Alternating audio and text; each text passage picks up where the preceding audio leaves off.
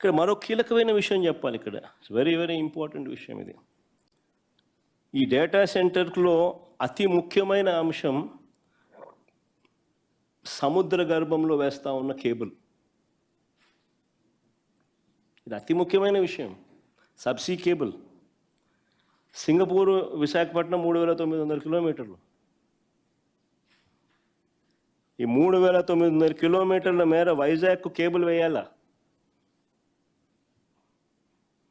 Adani data centre ఏర్పాటులో భాగంగా ఈ కేబుల్ తీసుకొని రావాలి. ఇందులో కేంద్ర ప్రభుత్వం, అప్పట్లో వైఎస్ఆర్సీపీ ప్రభుత్వం, సింగపూర్ ప్రభుత్వం వీళ్ళందరూ ఇన్వాల్వ్ అయి ఉంటేనే, గూగుల్ వీళ్ళందరూ ఇన్వాల్వ్ అయి ఉంటేనే ఈరోజు ఇది జరుగుతూ ఉంది. చాలా చాలా ఇంపార్టెంట్ విషయం ఇది. ఇప్పుడు అంతా అయిపోయిన తర్వాత ఈయన సుందర ముఖార విందాన్ని చూసి గూగుల్ వచ్చేసినట్టుగా ఆయన బిల్డప్ ఇచ్చేసేయడము, అసలు మిగిలిన వాళ్ళందరూ చేసిన కృషిని అసలు పూర్తిగా అసలు సైడ్ లైన్ చేసేయడము. పాపం 87,000 కోట్లు పెట్టుబడి పెడతాడు ఆయన. పాపం $10 బిలియన్ పెట్టుబడి పెడతాడు. ఆయనను కూడా కనీసం వాళ్ళ అకేషన్లో ఆయన కూడా లేడు. మళ్ళీ ఆయన ట్వీట్ చేసినాడు. ఏ స్టేజ్కి దిగి జరిపోయినాడు. ఇట్లా చేసినాడు కాబట్టి అదానే ట్వీట్ అది.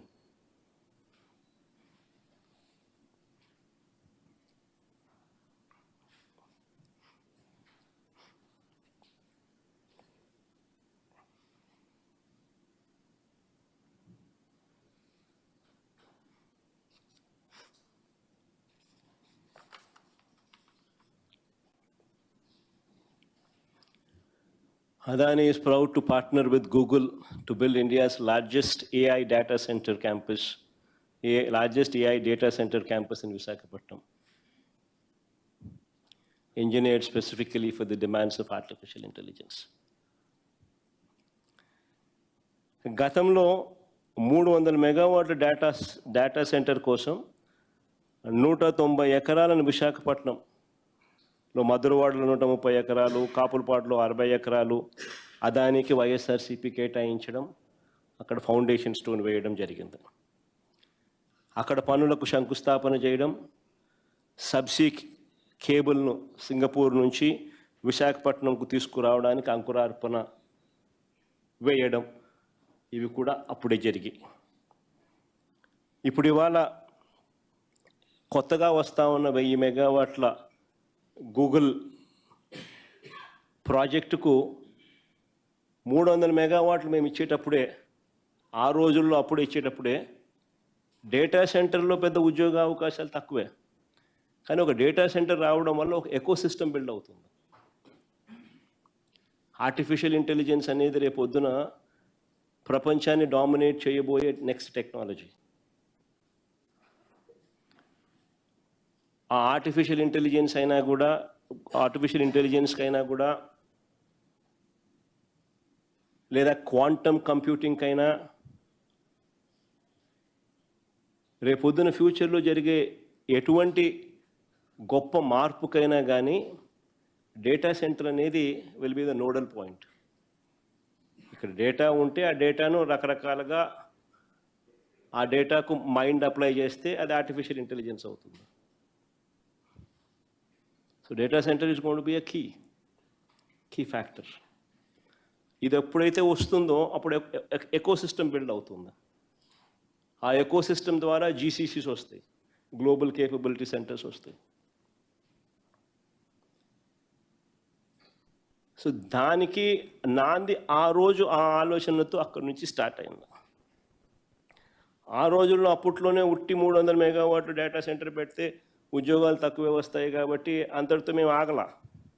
ఆ రోజు అదానికి మేము చేసుకున్న అండర్స్టాండింగ్ కాపీ చూస్తే 25,000 జాబులు కూడా ఇవ్వాలన్నాం. ఆ కాపీ చూపించమా, ఉందా మన దగ్గర?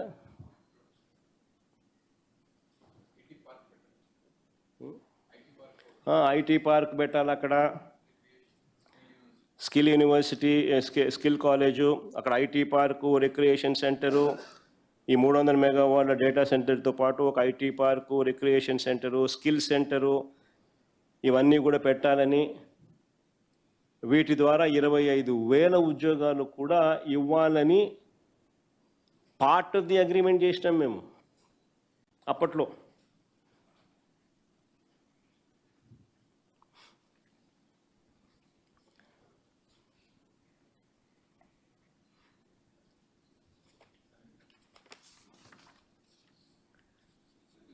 శ్రీ చంద్రబాబు నాయుడు గారు అనే వ్యక్తి ఈ మాదిరిగా చేయడం కొత్త కాదు. ఇది ఇంతకుముందు నేను అన్నా చూసినారా, చంద్రబాబు నాయుడు గారి పరిపాలన ఎట్లుంటుందంటే ఎఫిషియన్సీ వీక్, వేరే వాళ్ళకి సంబంధించిన క్రెడిట్ చోరీ చేయడంలో మాత్రం పీకు అని చెప్పిన. అది కొత్తగా ఇప్పుడేగా జరిగింది. ఇంతకుముందు కూడా ఇలాంటి చంద్రబాబు నాయుడు మనస్తత్వం ఏదంతా. హైదరాబాద్ విషయం చిన్న ఎగ్జాంపుల్ చెప్తా. హైదరాబాద్ విషయంలో కూడా చంద్రబాబుది గతంలో ఇదే సేమ్ స్టోరీ. మీ అందరికీ గుర్తుంటుంది, మాదాపూర్లో సైబర్ టవర్స్ అన్నది 6 ఎకరాల స్థలంలో ఒక చిన్న ప్రాజెక్టు. దాని పేరు హైటెక్ సిటీ. చిన్న ఎగ్జాంపుల్ చెప్తున్నాను నేను. మాదాపూర్లో సైబర్ టవర్స్ అన్నది 6 ఎకరాల స్థలంలో ఒక చిన్న ప్రాజెక్టు. దాని పేరు హైటెక్ సిటీ. ఈ హైటెక్ సిటీకి కూడా పునాదిరాయి వేసింది ఎవరు? 6 ఎకరాల్లో ఐటీ స్పేస్ కట్టడానికి ఎన్ జనార్దన్ రెడ్డి గారు. అది కూడా. కానీ చంద్రబాబు గారు దాన్ని ఎప్పుడు చెప్పడు.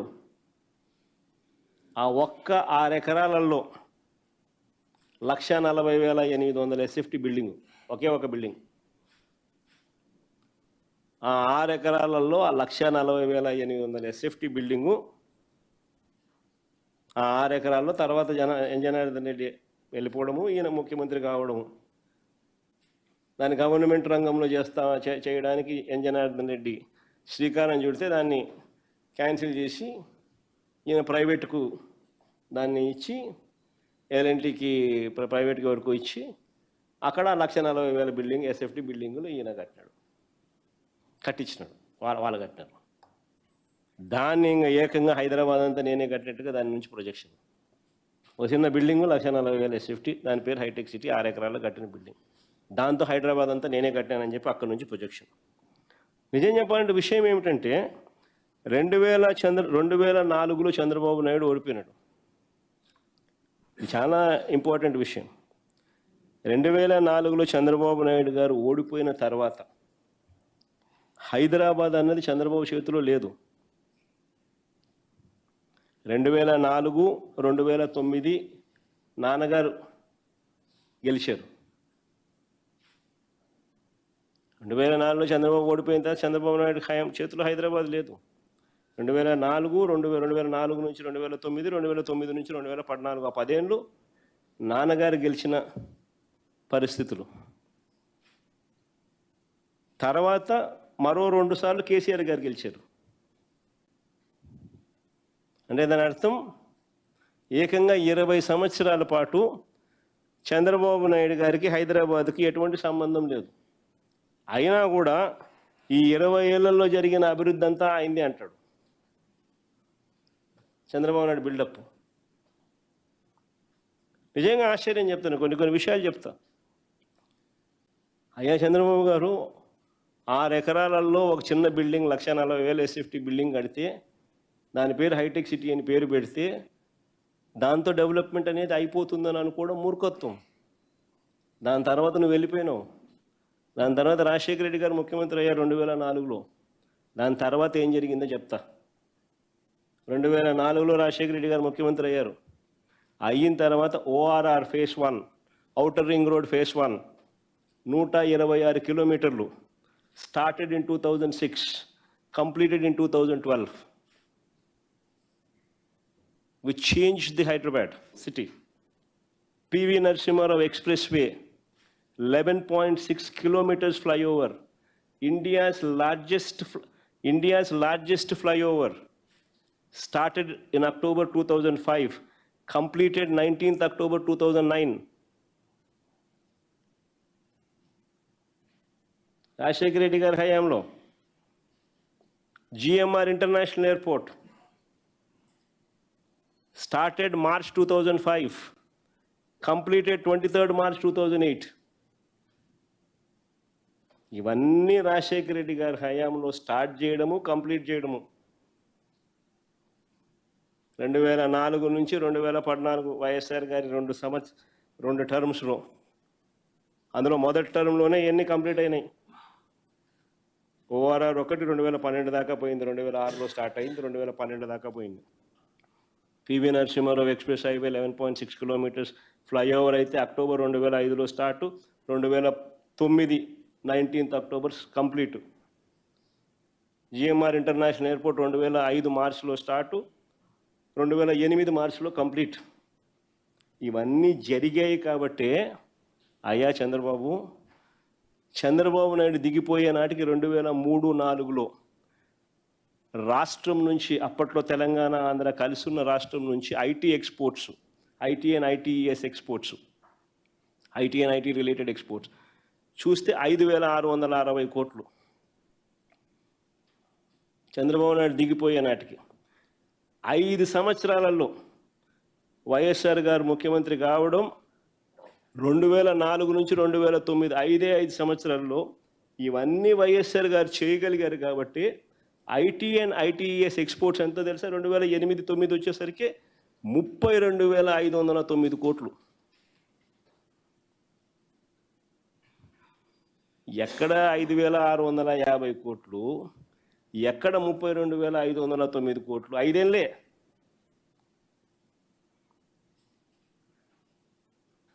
ఆ తర్వాత సెకండ్ టర్మ్ వచ్చేసరికి, అది కూడా రాజశేఖర రెడ్డి గారు సెకండ్ టర్మ్, ఆయన చనిపోయినా కానీ ఆయన గెలిపించి ఇచ్చిన ప్రభుత్వంలో ఆయన కొనసాగింపుగా జరిగిన దాంట్లో, ఎందుకంటే ఇవన్నీ అయిపోయి చేశాడు కాబట్టి, ఆ టైం అయిపోయేసరికి 2013-14 వచ్చేసరికి 57,000 కోట్లు ఐటీ ఎక్స్పోర్ట్స్ హైదరాబాద్ నుంచి. ఎక్కడ 5,650 కోట్లు అని చెప్పి నువ్వే హైదరాబాద్ అంతా నేనే కట్టేసినాను, ఐటీ అంటే చంద్రబాబు నేనే అని చెప్పి చెప్పుకునే పరిస్థితి నుంచి, సీ ద డిఫరెన్స్. వేరే వాళ్ళు చేసిన దానికి వాళ్ళ క్రెడిట్ ఇవ్వాలా. దాని తర్వాత ఆయన తర్వాత మన కేసీఆర్ గారు వచ్చారు, ఆయన 2 టర్మ్స్ ఉన్నారు. ఆయన కూడా గొప్పగా నాన్నగారి దగ్గర నుంచి ఎక్కడైతే ఎండ్ అయిందో ఆయన కూడా గొప్పగా అక్కడి నుంచి స్టార్ట్ చేసి ఆయన కూడా గొప్ప పరిపాలన చేశాడు. దానివల్ల హైదరాబాద్ ఈరోజు ఐటీలో ఆయన 5,650 కోట్ల గురించి మాట్లాడుతా అంటే, ఈరోజు ఐటీ ఎక్స్పోర్ట్స్ ఫ్రమ్ తెలంగాణ 2 లక్షల కోట్లు. మరి ఎక్కడ 5,650 కోట్లు నువ్వు వదిలేసింది, ఎక్కడ ఇవాళ 2 లక్షల కోట్లు? మన మధ్యలో 20 ఏళ్లలో ఇంత జరిగితే అది నేనుంటే నాన్ చేసింది మాత్రమే చెప్పా. కేసీఆర్ గారు ఏం చేసింది అనేది నేను ఇంకా చెప్పాల. అది చెప్పకనే మొత్తం నేనే చేసిన, హైదరాబాద్ మొత్తం నానే అంటే ఎట్లుంటుంది? ఈ చంద్రబాబు నాయుడుకి ఇది కొత్త కాదు. This is generally how his publicity stunt is. Credit వేరే వాళ్ళకి ఎవరికైనా కూడా ఇవ్వడు. వేరే వాళ్ళకు ఇవ్వాల్సిన డ్యూ క్రెడిట్ వాళ్ళకి ఇవ్వకపోవడం చంద్రబాబు నాయుడుకున్న దుర్మార్గమైన నైజం.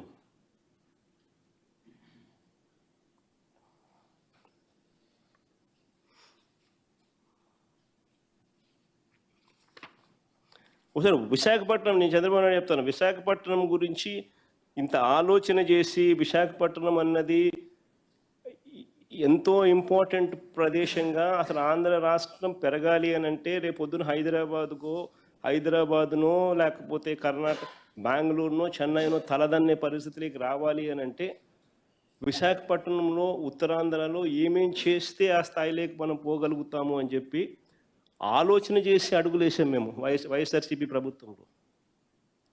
అందులో భాగంగా మేము వేసిన అడుగులు భోగాపురం ఇంటర్నేషనల్ ఎయిర్పోర్ట్,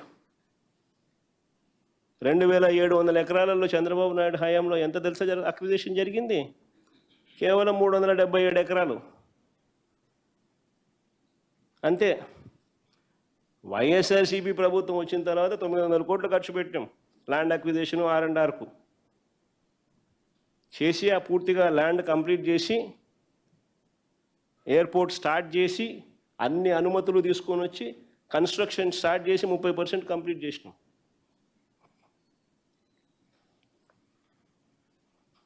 ఇంకో సంవత్సరంలో ప్రాజెక్టు కూడా అయిపోతుంది. ఉత్తరాంధ్రలో శ్రీకాకుళంలో మూలపేట కొత్త పోర్టు. శ్రీకాకుళం ఉత్తరాంధ్ర అన్నది ఉత్తరాంధ్ర దిశ మార్చాలి అంటే శ్రీకాకుళంలో ఒక పోర్టు రావాలి, పోర్టు వస్తేనే ఉత్తరాంధ్ర దిశ మారుతుందని మూలపేటలో ఏకంగా ఒక port, government port, land acquisition పూర్తి చేసి క్లియరెన్సెస్ అన్ని తీసుకొని వచ్చి కన్స్ట్రక్షన్ స్టార్ట్ చేసి 30% పనులు కంప్లీట్ చేసినాం.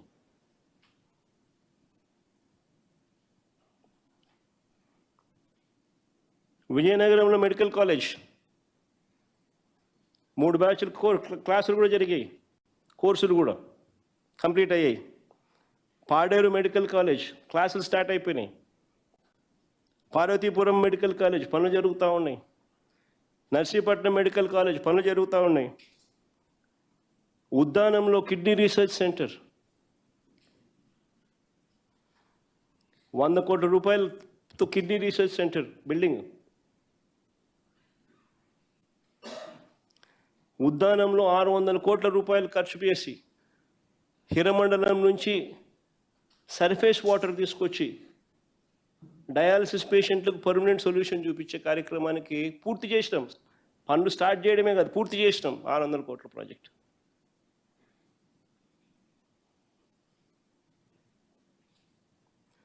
సీతంపేటలో multi speciality hospital, Parvathipuram multi speciality hospital almost complete.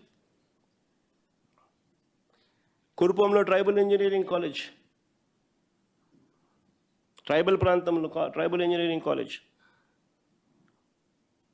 Almost complete స్టేజ్లో ఉండే. సాలూరులో tribal university, other tribal area, tribal university పనులు జరుగుతూ ఉన్నాయి.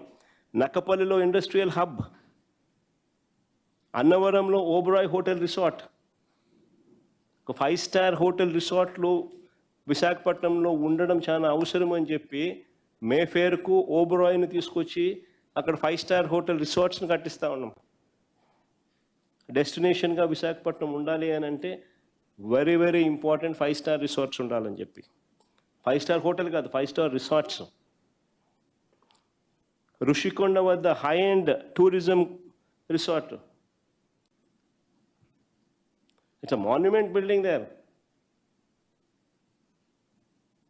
ఇక్కడ స్క్వేర్ ఫీట్కి 10,000 పెట్టి కడతా ఉన్నారు. ఎన్నిసార్లు కట్టినా కానీ కట్టిందే కడుతున్నారు, డబ్బులు వేస్ట్గా కనపడడం లేదు. ఎన్నిసార్లు కడతారో నాకు అర్థం కానీ, అదే సెక్రటరీ 2 సార్లు కడతారు, అదే అసెంబ్లీ 2 సార్లు కడతారు. 600 కోట్ల పైన డబ్బులు ఖర్చు వేస్ట్ చేస్తున్నారని చెప్పి కంటికి కనపడుతుంది, ప్రతి ఒక్కరికి తెలుస్తుంది. కానీ వేస్ట్ అని చెప్పి ఎవడు మాట్లాడు. ఎందుకంటే ఎల్లో మీడియా మొత్తం వాళ్ళే అంతా దోచుకోవడము, పంచుకోవడము, తినుకోవడము. స్క్వేర్ ఫీట్ బెంగళూరులో కానీ హైదరాబాద్లో కానీ చెన్నైలో కానీ కడితే 5 స్టార్ ఫెసిలిటీస్ ఉన్న ఫ్లాట్లు 4,500 రూపాయలు పర్ ఎస్ఎఫ్టీ కడితే బ్రహ్మాండంగా కన్స్ట్రక్షన్ కాస్ట్ దాటదు. 10,000 రూపాయలు పర్ ఎస్ఎఫ్టీ కడుతున్నారు అమరావతిలో. ఎవడు స్కామ్ అని చెప్పి అండు, ఎందుకంటే స్కామ్లో వీళ్ళంతా భాగస్వాములే.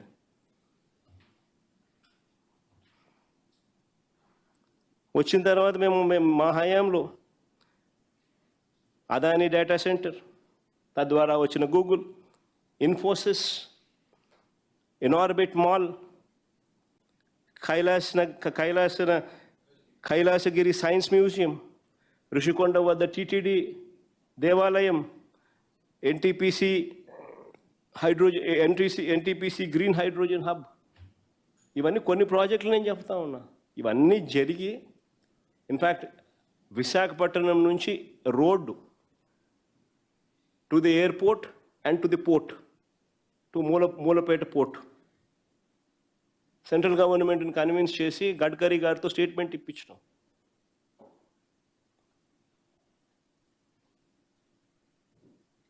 అసలు ఇవన్నీ జరిగితే అదొక కారిడార్. ఇది విజన్. ఇవన్నీ పూర్తయితే పురోగతి అనేది కనిపిస్తుంది, నెంబర్స్ అనేటివి కనిపిస్తాయి. లేకపోతే 5,650 కోట్లు పెద్ద పెద్ద అమౌంట్, పెద్ద నెంబరు అని చెప్పి డబ్బాలు కొట్టుకోవడమే.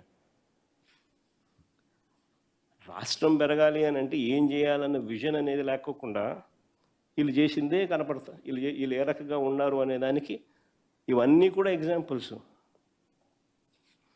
మా హయాంలో గొప్పగా నేను చెప్తా ఉన్నా, దేవుడి దయతో ప్రజల ఆశీర్వాదాలతో 5 ఏళ్ల కాలంలో 2 ఏళ్ళు కోవిడ్ ఉన్నా కూడా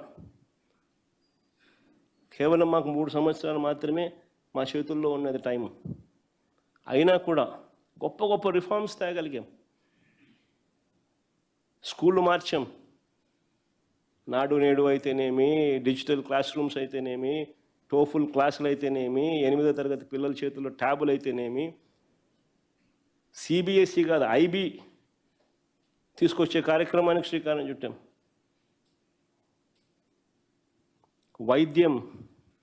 విద్య, వైద్యం, వ్యవసాయంలో అనూహ్య మార్పులు తీసుకొచ్చాం. గ్రామాలలో సేవలు గడప వద్దకు తీసుకొచ్చాం. ట్రాన్స్పరెంట్గా చేయలేము అని అనుకునే పరిస్థితుల్లో నుంచి గవర్నమెంట్ సేవలు ట్రాన్స్పరెంట్గా లంచాలు లేకుండా ఇవ్వగలుగుతామని చెప్పి ప్రూవ్ చేసినాం. అన్ని గొప్ప గొప్ప రిఫార్మ్స్ తీసుకొచ్చినాం. చాలా ఈరోజు నిజంగా సంతోషపడతా ఉన్నాం, గర్వంగా ఉన్నాం. 3 ఏళ్లలో ఎవడు చేయలేని గొప్ప కార్యక్రమాలు కూడా దేవుడి దయ వల్ల చేయగలిగామని చెప్పి. అందుకే ఈరోజు కూడా చిక్కటి చిరునవ్వుతోనే మా వాళ్ళు ఏ గడపకైనా పోగలుగుతున్నారు. చిక్కటి చిరునవ్వుతోనే పోగలుగుతున్నాం మా వాళ్ళు ఇవాళ. మేము చేసిన ఉమెన్ ఎంపవర్మెంట్ అయితేనేమి, మేము చేసిన రిఫార్మ్స్ అయితేనేమి, ఇవన్నీ మాకు శ్రీరామ రక్షగా. ఈరోజు ప్రజలు గొప్పగా మమ్మల్ని రిసీవ్ చేసుకునే పరిస్థితి, ఈరోజు గొప్పగా మేము పరిపాలన చేయగలిగినాము అని చెప్పి కూడా చెప్పగలుగుతా ఉన్నాం.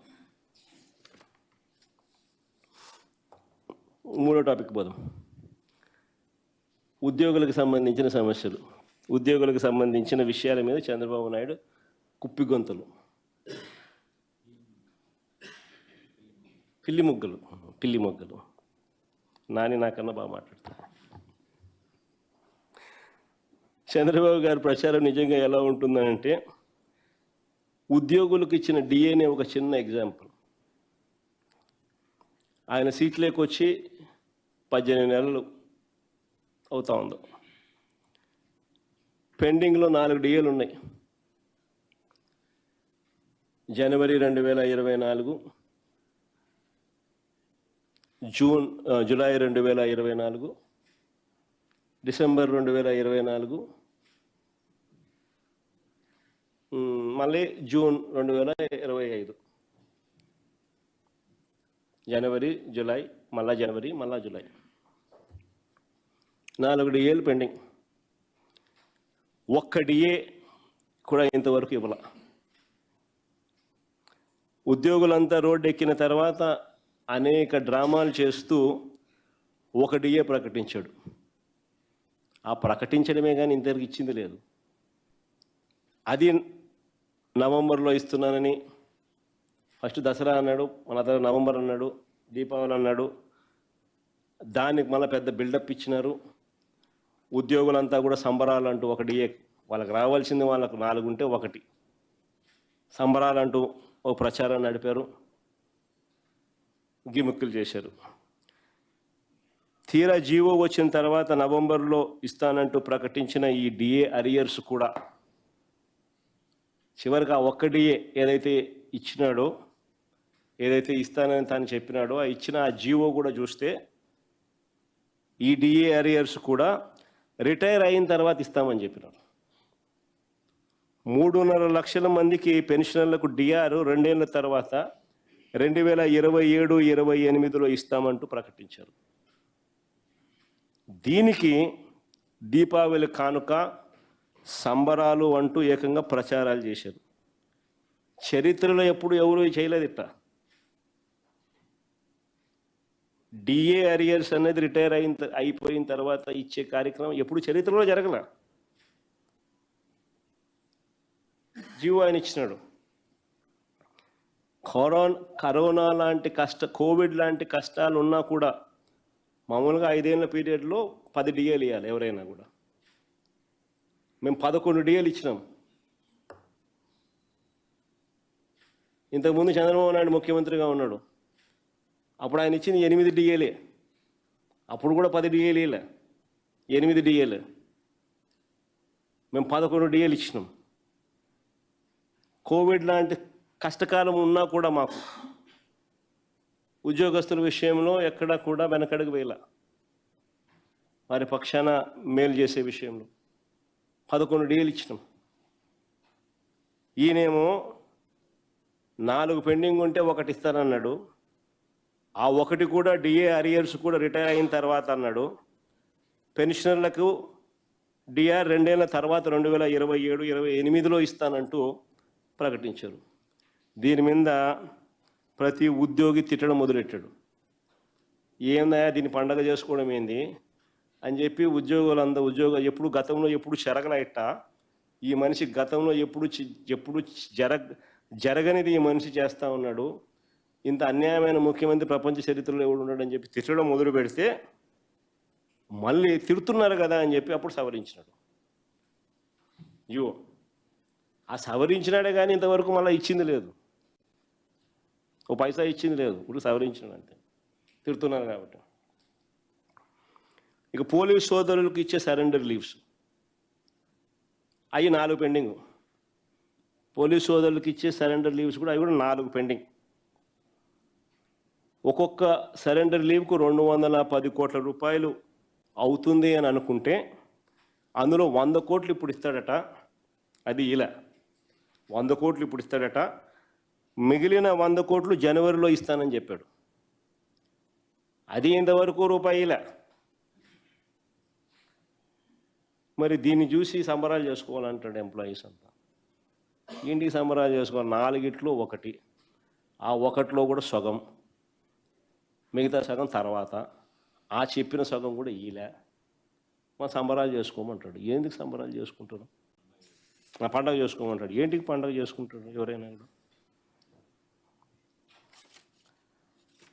ఎన్నికల్లో చంద్రబాబు గారు తీపి మాటలతో అరచేతిలో నిజంగా ఎంప్లాయీస్కు వైకుంఠం చూపించాడు. పాపం నిజంగానే మోసపోయినారు. తీరా ఇప్పుడు వారిని మోసం చేసి నడు రోడ్డు మీద నిలబెట్టి వికృత ఆనందాన్ని పొందుతా ఉన్నాడు చంద్రబాబు నాయుడు. వారు మేనిఫెస్టో చూస్తే ఉద్యోగుల గౌరవాన్ని పునఃప్రతిష్ఠ చేస్తానని చెప్పి వాళ్ళ మేనిఫెస్టోలో రాస్తాడు. తీరా ఇవాళ చూస్తే పచ్చబిల్లలు వేసుకుని గవర్నమెంట్ ఆఫీసుల్లోకి వెళ్ళి టీడీపీ వాళ్ళు దాడులు చేస్తూ ఉన్నారు. ఏమన్నంటే పొలిటికల్ గవర్నెన్స్ అంటున్నారు. ఏమన్నంటే పొలిటికల్ గవర్నెన్స్ అని చెప్పి నిర్మోహమాటంగా అంటున్నారు. ఓపీఎస్ అంటూ నమ్మబలికాడు ఎన్నికలకు ముందు. ఇవాళ మేము తెచ్చిన జీపీఎస్ లేదు, ఓపీఎస్ లేదు. జీపీఎస్ కోసం మేము యాక్ట్ తెస్తే ఈయన రూల్స్ గన ఫ్రేమ్ చేసి రిలీజ్ చేసింటే జీపీఎస్ ఫలితాలు ఈ పాటికే ఉద్యోగస్తులకు వచ్చి ఉండేటివి. అలాంటిది ఇవాళ ఉద్యోగస్తులకు జీపీఎస్ లేదు, ఓపీఎస్ లేదు, త్రిశంక స్వర్గంలో ఉద్యోగస్తులందరూ ఉన్నారు. మరోవైపున మేము తెచ్చిన జీపీఎస్ను కొనియాడుతూ కేంద్ర ప్రభుత్వం దగ్గర నుంచి అనేక రాష్ట్రాలు దీన్ని స్వీకరిస్తూ ముందుకు పోతూ ఉన్నాయి. ఉద్యోగులకు మెరుగైన పిఆర్సీ అన్నాడు ఎన్నికలప్పుడు. అధికారంలోకి వచ్చిన వెంటనే ఐఆర్ అన్నాడు. ఎన్నికలు అయిపోయాయి, అధికారంలోకి వచ్చినాడు. ఐఆర్ దేవుడు ఎరుగు. ఐఆర్ గురించి ఈరోజు మాటనే మాట్లాడు. పిఆర్సీ మరీ దారుణం. ఎక్కడ పిఆర్సీ నిర్ణయం బయటకు, ఎక్కడ పిఆర్సీ ద్వారా త్వరగా నిర్ణయం వచ్చేస్తే ఎక్కడ ఉద్యోగస్తుల జీతాలు పెంచాల్సి వస్తుందనే ఉద్దేశంతో ఏకంగా మేము పిఆర్సీని వేస్తూ ఇంతకుముందు గత మా ప్రభుత్వంలో పిఆర్సీ వేసిన చైర్మన్ను రద్దు చేసేసినాడు, వెళ్ళగొట్టేసినాడు. కొత్త పిఆర్సీని కాన్స్టిట్యూట్ చేయలే, కొత్త పిఆర్సీ చైర్మన్ కాన్స్టిట్యూట్ చేయలే, కొత్త పిఆర్సీని వేయలే. ఇంతవరకు వేస్తే ఉద్యోగస్తుల జీతాలు పెంచాలి. సో ఉద్యోగస్తులు జీతాలు పెంచకపోవడం అన్నది ఐఆర్ ఇవ్వకపోవడం ఒక మోసం అయితే, ఉద్యోగస్తులకు న్యాయంగా ధర్మంగా పెరగాల్సిన జీతాలు కుట్రపూరితంగా అడ్డుకోవడము అన్నిటికన్నా దుర్మార్గం.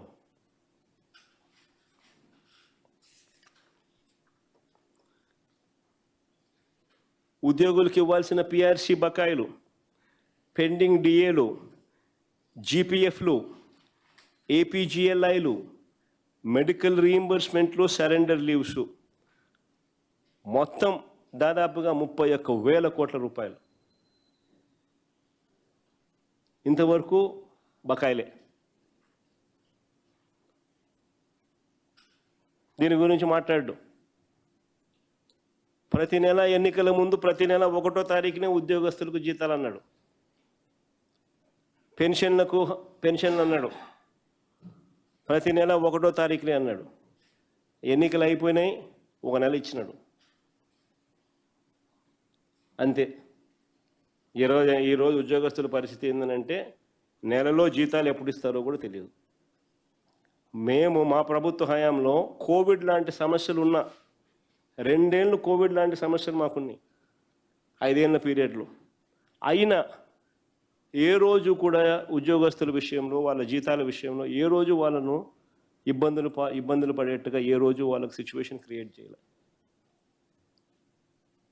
అసలు మా పరిస్థితిలో చంద్రబాబు నాయుడు నింటే రాష్ట్రం అతలాకుతలం అయిపోయింది, జీతాలు 2 నెలలు మీరంతా వదిలేసుకోండి, రాష్ట్రం కోసం కాంట్రిబ్యూట్ చేయండి అని చెప్పి పిలుపునిచ్చినాడు. డెఫినెట్గా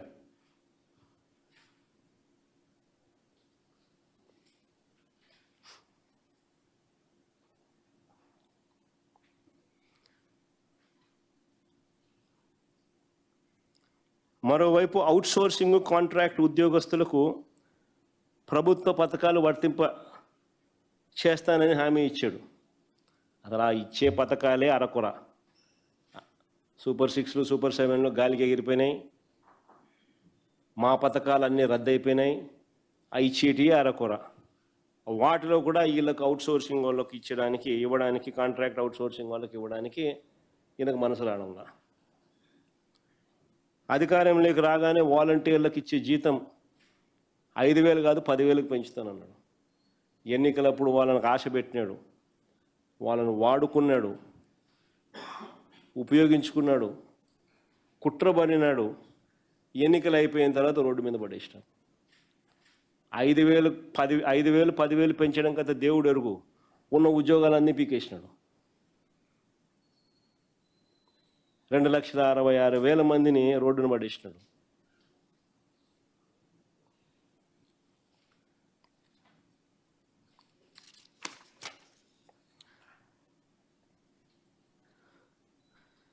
మేము అధికారంలోకి వచ్చిన వారం రోజుల్లోనే ఐఆర్ ఇచ్చినాం.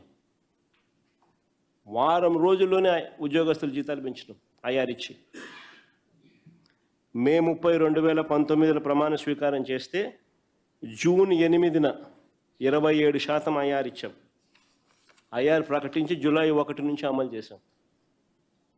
అది ఉద్యోగస్తుల మీద మాకున్న కమిట్మెంట్. మా ప్రభుత్వం హయాంలో అధికారంలోకి వచ్చిన వెంటనే 52,000 మంది ఆర్టీసీ ఎంప్లాయీస్ని వాళ్ళు దశాబ్దాలుగా స్ట్రైకులు చేస్తున్నారు, ధర్నాలు చేస్తూ ఉన్నారు, రోడ్డును ఎక్కుతున్నారు, ఎవడు పట్టించుకునేవాడు లేడు. అధికారంలోకి వచ్చిన వెంటనే 52,000 మంది ఆర్టీసీ ఎంప్లాయీస్ని రెగ్యులరైజ్ చేసినాం. వాళ్ళందరినీ గవర్నమెంట్ ఎంప్లాయీస్గా రెగ్యులరైజ్ చేసినాం.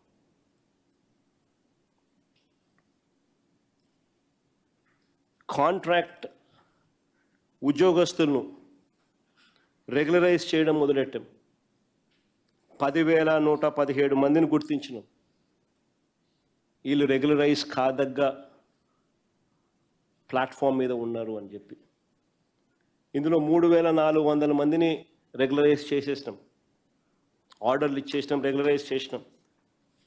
మిగిలిన వారికి అన్ని ప్రక్రియలు పూర్తి చేసి రెడీగా ఉన్నా కూడా ఎలక్షన్ కోడ్ వల్ల ఎలక్షన్ల వల్ల మేము చేయలేకపోయినది అన్ని రెడీగా ఉన్న చంద్రబాబు నాయుడు ఇప్పుడు చేయడం. కాంట్రాక్ట్ ఉద్యోగులకు జీతాలు టైం స్కేల్ ఇచ్చి, కాంట్రాక్ట్ ఉద్యోగస్తులకు జీతాలు టైం స్కేల్ ఇచ్చి జీతాలు పెంచడమే కాక వారికి ప్రతి నెల 1వ తారీఖునే జీతాలు ఇస్తూ ఏకంగా ప్రభుత్వం సర్క్యులర్ జారీ చేసింది. ఇంతవరకు ప్రభుత్వం ఎప్పుడూ కూడా సర్క్యులర్ జారీ చేసి మెడ మీద కత్తి పెట్టుకునే కార్యక్రమం ఎప్పుడు జరగల. కానీ మా హయాంలో కాంట్రాక్ట్ ఉద్యోగస్తులకు జీతాలు పెంచడమే కాదు, టైం స్కేల్ ఇవ్వడమే కాదు, జీతాలు పెంచడమే కాదు, ప్రతి నెల 1వ తారీఖునే వాళ్ళకి జీతాలు ఇస్తూ ప్రభుత్వమే అధికారికంగా సర్క్యులర్ కూడా జారీ చేస్తుంది. అవుట్సోర్సింగ్ ఉద్యోగస్తులు వాళ్ళ కష్టాన్ని దోచుకునే అరాచక విధానాలకు స్వస్తి పలికి దళారీ వ్యవస్థను తీసేసి వారి బ్రతుకులు మార్చాలి అనే ఉద్దేశంతో వాళ్ళ కోసం యాప్కాస్ అని అవుట్సోర్సింగ్ కార్పొరేషన్ క్రియేట్ చేసి 1,00,000 మంది అవుట్సోర్సింగ్ ఎంప్లాయీస్కి నెల 1వ తారీఖునే వాళ్ళకు జీతాలు వచ్చేట్టుగా దళారీ వ్యవస్థను తీసి మేలు చేశాం. ఈరోజు మళ్ళీ యాప్కాస్ను నీరు గారుస్తున్నారు. గుడులలో కూడా చివరికి భాస్కర్ నాయుడు అనే చంద్రబాబు నాయుడు బంధువులు శానిటేషన్ కాంట్రాక్టులు కూడా వీళ్ళే తీసుకుంటున్నారు. ఇప్పుడు కనుక్కోండి భాస్కర్ నాయుడు ఎవరని. చంద్రబాబు నాయుడు బంధువు గుళ్ళల్లో శానిటేషన్ వర్కులు కూడా ఆప్కాస్కి ఇవ్వాల్సినవి నలుగురు బాగుపడతారనే అనే పరిస్థితి నుంచి పోయి వీళ్ళే తీసుకోవడం. మేము అధికారంలోకి వచ్చిన వెంటనే అవుట్సోర్సింగ్ కాంట్రాక్ట్ పద్ధతిలో పనిచేస్తున్న వాళ్ళందరి జీతాలు మేము అధికారంలోకి రాకమునుపు వాళ్ళ జీతాలు 1,100 కోట్ల రూపాయలు ఉంటే మేము అధికారంలోకి వచ్చిన వెంటనే 3,300 కోట్ల రూపాయలు చేసాం. సంవత్సరానికి అయ్యే ఖర్చు మేము అధికారంలోకి రాకమునుపు వాళ్ళ జీతాల ఖర్చు చంద్రబాబు నాయుడు గవర్నమెంట్లో 1,100 కోట్లు ఉంటే మా గవర్నమెంట్ అధికారంలోకి వచ్చిన వెంటనే ఇది కూడా మళ్ళీ ఢిల్లీ కూడా లేదు, వెంటనే 3,300 కోట్లకు పెంచాం. కానీ ఇప్పుడు చంద్రబాబు నాయుడు సచివాలయాల్లో ఉన్న ఉద్యోగుల వల్ల, ఆర్టీసీ ఎంప్లాయీస్ విలీనం వల్ల, ఆప్కాస్ వల్ల జీతాలు ఇవ్వడం కష్టంగా ఉందని చెప్పి కొత్త స్టోరీలు చెప్తా ఉన్నాడు. అంటే దాని అర్థం ఏంది? 50,000 మంది ఆర్టీసీ ఉద్యోగుల మీద కన్నుబడింది, 1,00,000 మందికి పైగా ఉన్న ఆప్కాస్ ఉద్యోగస్తుల మీద కన్నుబడింది, దాదాపుగా 1,35,000 మంది పైచిలుకున్న సచివాలయం ఉద్యోగస్తుల మీద కన్నుబడింది. ఒకసారి వీళ్ళని క్లీన్ చేసేసినాడు అని అంటే తర్వాత మిగిలిన వాళ్ళని కూడా స్లోగా క్లీన్ చేయొచ్చు అన్నది ఈయన దృక్పథం.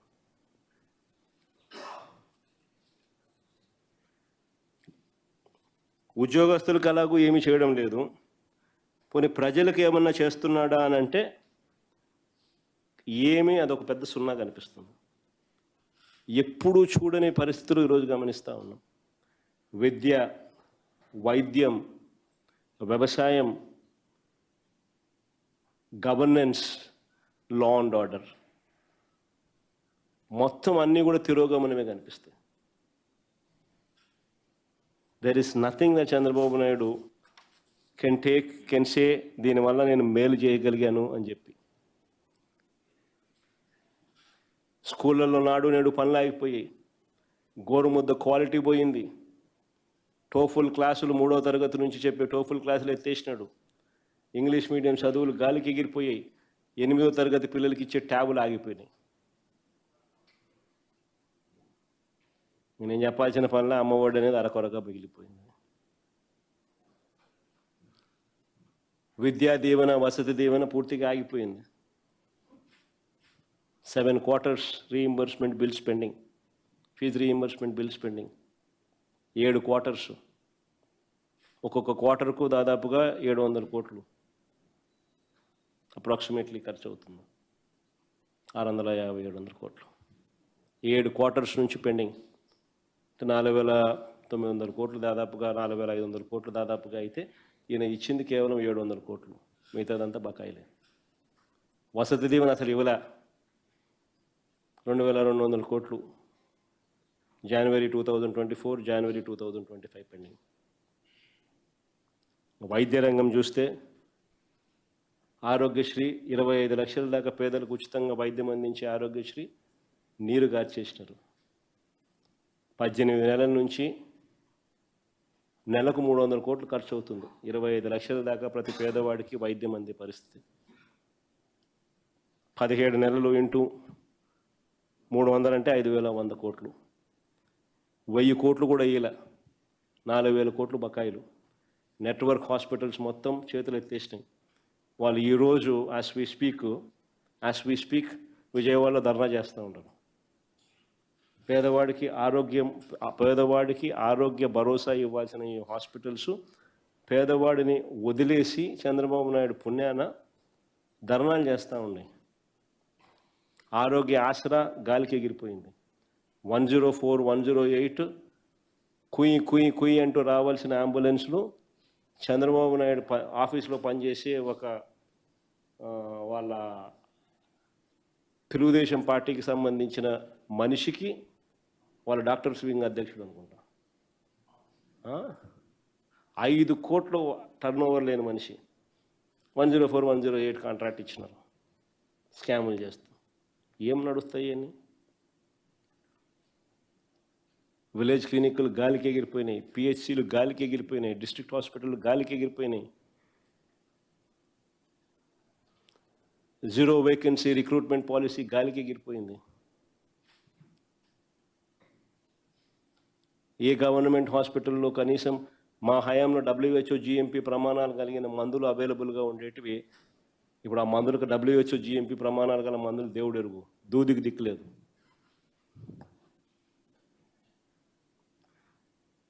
ఇవన్నీ ఒకవైపు ఉంటే 17 మెడికల్ కాలేజీలు మా హయాంలో మేము తీసుకొస్తే అందులో 7 మెడికల్ కాలేజీలు మా హయాంలోనే పూర్తవుతే మిగిలిన 10 మెడికల్ కాలేజీలు పూర్తి చేయాల్సింది పోయి 8,000 కోట్లకు 3,000 కోట్లు మా హయాంలోనే ఖర్చు చేస్తే మిగిలిన 5,000 కోట్లు సంవత్సరానికి 1,000 కోట్లు ఖర్చు చేస్తే పూర్తయ్యేపాటికి పూర్తి చేయడం ఇష్టం లేక సగంలో కట్టిన ఈ కాలేజీలను ప్రైవేట్కు స్కాములు చేస్తూ అమ్మడానికి సిద్ధపడ్డాడు, చెనిక్కాయలకు బెల్లానికి. దీన్ని నిరసిస్తూ 1 కోటి సంతకాల సేకరణ కార్యక్రమం ముమ్మరంగా జరుగుతూ ఉంది. రచ్చబండ కార్యక్రమం ద్వారా నవంబర్ 22వ తారీఖు దాకా ఈ కార్యక్రమం కొనసాగుతుంది. ముమ్మరంగా ఇప్పటికే ప్రతి నియోజకవర్గంలో జరుగుతూ ఉంది. ఈ ఉద్యమాన్ని మరింత బలోపేతం చేస్తూ అక్టోబర్ 28వ తారీఖున ప్రతి నియోజకవర్గ కేంద్రంలోనూ మెడికల్ కాలేజీల ప్రైవేటీకరణను వ్యతిరేకిస్తూ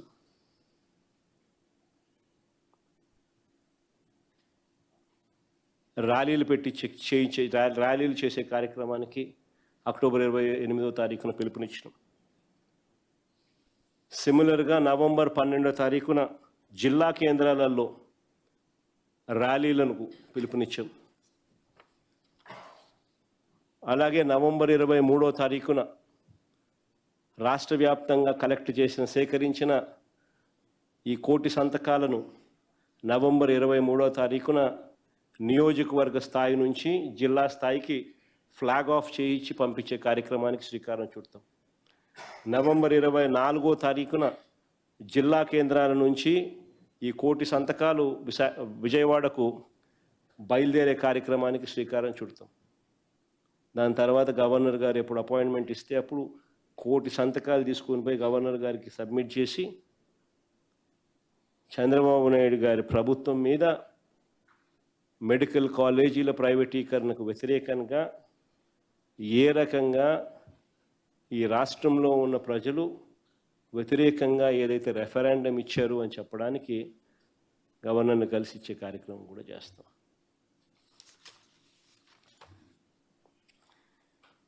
చివరి టాపిక్ చాలా చిన్న టాపిక్, రైతులకు సంబంధించి. ఈరోజు నిజంగా రాష్ట్రంలో పరిస్థితులు ఎలా ఉన్నాయి అనేది నిజంగా ఈ రోజుకి కూడా రైతుల కష్టాలు, రైతులు పడతా ఉన్న బాధలు ఈ రోజుకి కూడా అదే పరిస్థితులే. ఈ రోజుకి కూడా రాష్ట్రంలో డిఏపి, యూరియా ఇప్పటికీ కూడా దొరకని పరిస్థితి. బుడ్డ శనగ విత్తనం మామూలుగా మా రాయలసీమ ప్రాంతంలో వేస్తూ ఉంటాం. సాగుకు సిద్ధంగా ఉంది. గత నెల నుంచి సబ్సిడీ విత్తనాలు ఇస్తామని చెప్పి ప్రకటనలు చేశారే తప్ప ఇంతవరకు కార్యాచరణ లేదు. సబ్సిడీ విత్తనాలు ఇంతవరకు లేవు. ఉల్లి రైతును గాలికి వదిలేసినారు. 60 రోజుల నుంచి కిలో 3 రూపాయల కన్నా దాటడంలా. ప్రభుత్వం 1200 రూపాయలు క్వింటాల్కి ఇస్తామని చెప్పింది. ఎవరికి ఇచ్చారో ఎవరికి తెలియదు, ఇచ్చింది లేదు. ఉద్యమం గట్టిగా రైతులు నిరసించేసరికి 50,000 ఇస్తామని చెప్పినారు. 50,000 ఇంతవరకు విధి లేదు, విధానాలు లేవు. ఇంతవరకు ఎవరికి ఇచ్చింది లేదు. ధాన్యానికి గత ఏడాది బస్తా గిట్టుబాటు ధర లేక బస్తా 1100 నుంచి 1200 రూపాయలకు రైతులు తెగ నమ్ముకునే పరిస్థితి గత ఏడాది. లాస్ట్ ఇయర్ పరిస్థితి. ఈసారి పరిస్థితులు ఎలా ఉంటాయో రైతులు నిజంగా ఆందోళన చెందుతూ ఉన్నారు. క్వింటాల్ పత్తికి గతంలో 12,000 పలికితే ఇప్పుడు 5,500 పలకడంలా. అరటి గతంలో 28,000 గరిష్టంగా పలికితే ప్రస్తుతం 3,500 పలుకుతూ ఉంది. టమాటో రైతులు గిట్టుబాటు ధర లేక కూలీ ఖర్చులు కూడా రావని చెప్పి పొలాల్లోనే టమాటో వదిలేస్తున్నారు. దెబ్బతిన్న ఏ సీజన్లో కూడా బీమా కానీ పంట నష్ట పరిహారం కానీ ఇవ్వడంలా.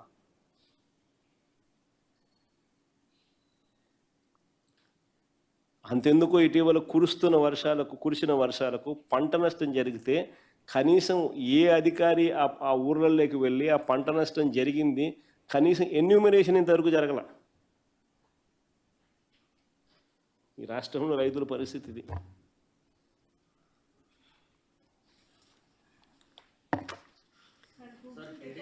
లీడర్లు ఈ మధ్య వెలుగులోకి వచ్చిన ఈ నకిలీ మద్యానికి సంబంధించి ఈ టీడీపీ లీడర్లు తయారు చేసిన నకిలీ మద్యం తాగితే ప్రజల ప్రాణాలకు ఎలాంటి ఇబ్బంది లేదని కొన్ని మీడియా సంస్థలు వార్తలు రాసించారు. దీన్ని ఏ విధంగా చూస్తారు?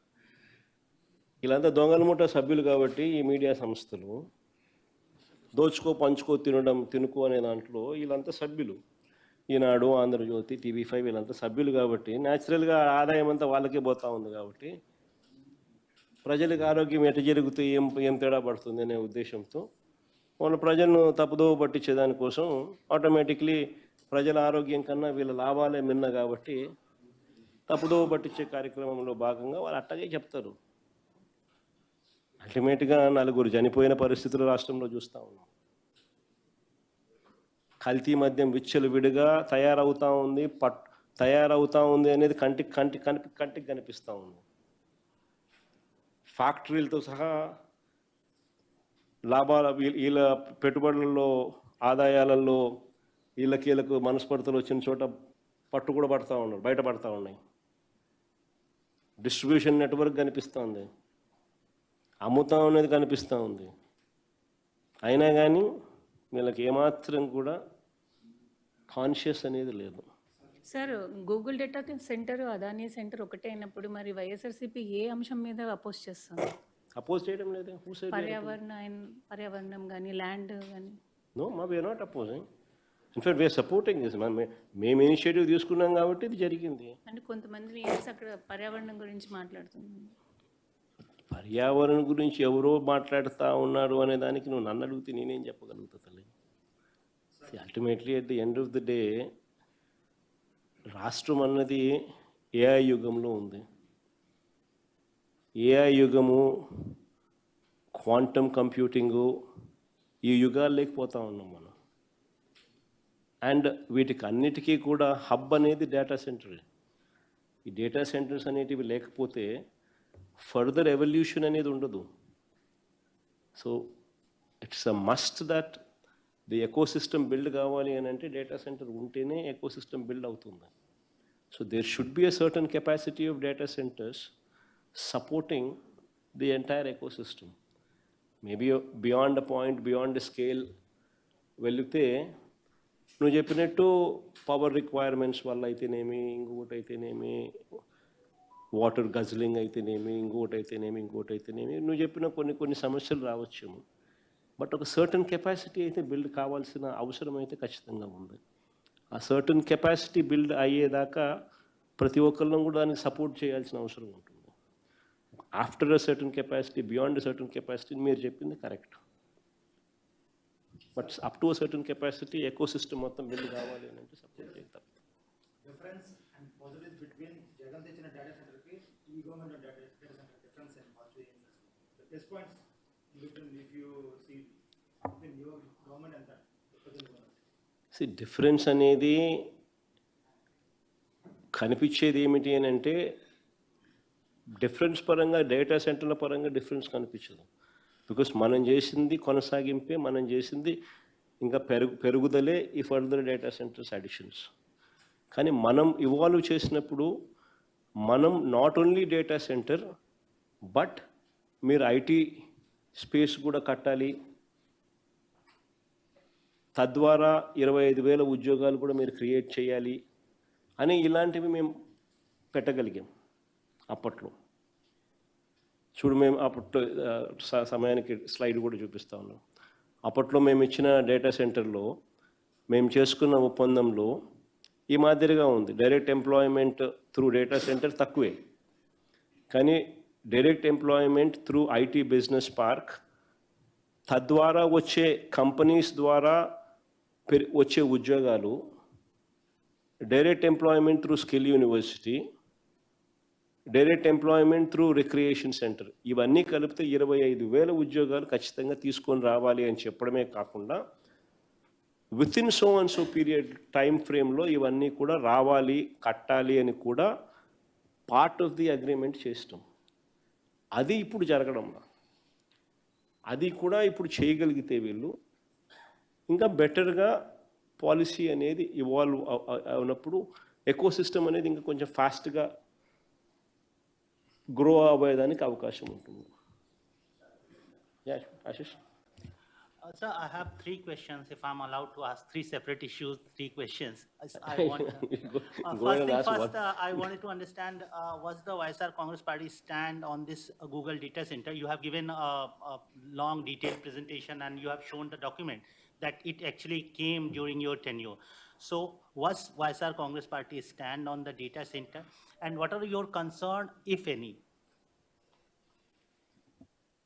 I think since you've been part of this press meet, you've seen for yourself how this data center has been progressing.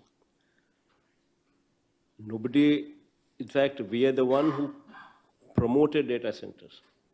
In fact, it was during our regime that the foundation stone was laid. In fact, it was during our regime that with Google negotiations were taking place with Adani. In fact, it was during our regime that initiation was done with the Singapore government to have a submarine cable pass through 3,900 kilometers underneath the sea and reach and hit Vizag. So all this was during our regime, which was initiated. And now what is happening is it's only been a continuation of what has been initiated during our regime. That's it. So our entire emphasis on today's press meet was give due credit to the people who contributed. Most importantly, to the previous government, that is YSRCP government, to Mr. Adani, who's actually putting in 87,000 crores of rupees to bring Google to the state of Andhra Pradesh, who's actually putting in $10 billion of his money to bring Google to the state of Andhra Pradesh. So give credit, due credit to them. And give credit to the central government, give credit to the Singapore government who are facilitating the submarine cable, and also give credit to Google, who've been part of the whole envelope since 2022, and who also now partnered with Adani Group to become part of Vizag. Sir గ్రామ ward సచివాలయ వ్యవస్థ అనేది దేశంలో ఎక్కడా లేదు, వారి వల్ల రాష్ట్రానికి ఆర్థిక భారం తప్ప మరొకటి లేదని చంద్రబాబు ఇటీవల అన్నారు. అంటే మీరు తీసుకొచ్చిన వ్యవస్థ కాబట్టి దాన్ని నిర్మూలించే కార్యక్రమంగా చేస్తున్నారని భావించవచ్చు. గ్రామ వార్డు సచివాలయాల మంచితనం గురించి చంద్రబాబు నాయుడుకు అర్థం కావడం లేదు కాబట్టి చంద్రబాబు నాయుడు గారి పరిస్థితి ఇలా ఉంది. ఈరోజు గవర్నెన్స్ అన్నది ఎందుకు ఫెయిల్ అయింది అని అంటే దానికి ప్రధానమైన కారణం గ్రామ వార్డు సచివాలయ వ్యవస్థ ఫెయిల్ కావడం, వాలంటీర్ వ్యవస్థను తీసేయడం, పొలిటికల్ గవర్నెన్స్ను తీసుకొని రావడం, ఎన్నికల హామీలను ఈయన తూట్లు పొడచడం. ఈయనకు క్యారెక్టరు క్రెడిబిలిటీ లేదు కాబట్టి రాష్ట్రం ఈరోజు అతలాకుతలమైన పరిస్థితిలో ఉంది. So, The government has disseminated information to the world that Google is investing $15 billion, 87,000 crores. But you were saying Adani is doing it. But actually, how much is Google investing and how much is Adani investing? You No, no. given a number by Adani is 87,000 crores. Then how much is Google investing? How would I know how much is anybody investing? Ultimately, you've seen for yourself the letter written by Google to our IT secretary, which was displayed to you, wherein the Google has requested the IT secretary Andhra Pradesh to allocate land to to the companies belonging to Adani Enterprises. And it is Adani Enterprises who would be putting in this kind of money, which is $10 billion, to build this entire infrastructure. And once this is built, Google will become a client. Google would become a partner who would be sharing that, who would become a client in this premises. So ultimately, if there is no submarine cable, ultimately if there is no data center, then ultimately there is no Google. So ultimately, when all these things come up, then there is Google, what would also be coming. See, what Google would be adding is giving them the technology. What Google would be adding is giving them probably the racks. If you are well versed with what happens in data centers, probably you would also be aware of what the term the racks are. And graphics processing units technology, and they also have TPUs, GPU technologies and TPU technologies, and probably they would be helping with bringing in technology into liquid cooling, immersion cooling technologies. Probably that would be the area where Google would be contributing, is what I'm presuming. so two, This is what it is. What am I supposed to do? You can't see, if you have any problem with Google not putting in any money, then that is your problem. So ultimately, all what we are bothered is whether Google is coming or not.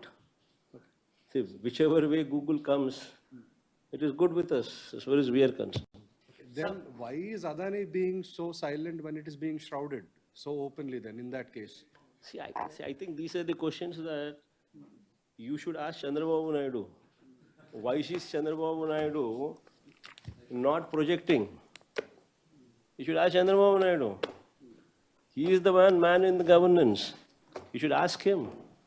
Why is he not giving these people due credit?